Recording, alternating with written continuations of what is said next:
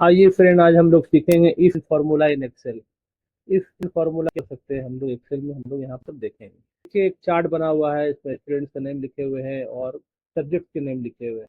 अभी एक टेस्ट हुआ है रिसेंटली, उसमें बच्चों ने इंग्लिश मैथ जीके का एग्जाम दिया है और उसमें उन लोगों ने स्कोर किया है।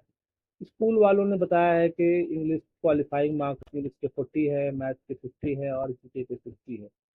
किसी भी बच्चे अगर इस मार्क्स में, इस सब्जेक्ट में इतने इतने मार्क्स लाते हैं तो वो क्वालिफाइड होंगे, अगर नहीं लाते हैं तो नॉट क्वालिफाइड होंगे।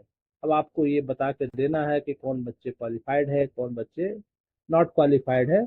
With and formula in Excel के यूज करके आप इसको आसानी से निकाल सकते हैं। आइए हम लोग यहाँ पर देखेंगे कैसे निकाल सकते हैं। तो इसके लिए यहाँ पर सारा चार्ट पहले से तैयार है, आपको सिर्फ एक फॉर्मूला का यूज करना है। इफ एंड का फॉर्मूला देखिए कैसे करते हैं, हम लोग यहाँ पर सीखेंगे। इक्वल का सिंबल देंगे, इफ लिखेंगे, ब्रैकेट ओपन, एंड लिखेंगे, bracket open.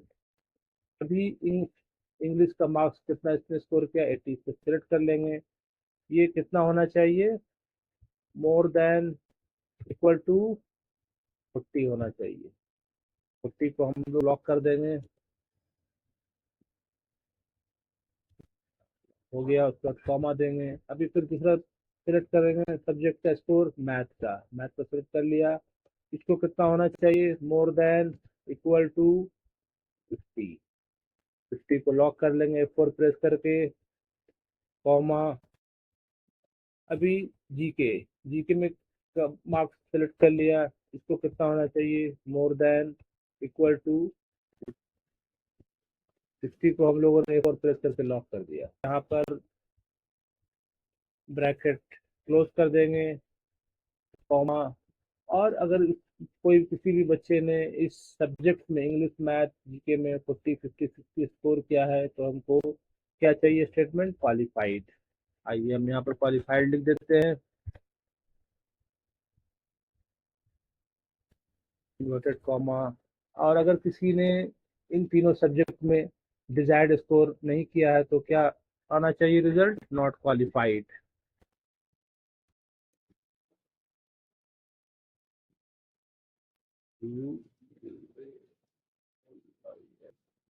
Qualified, bracket close कर देते हैं। नाउ प्रेस इंटर, ट्रैक कर लेंगे।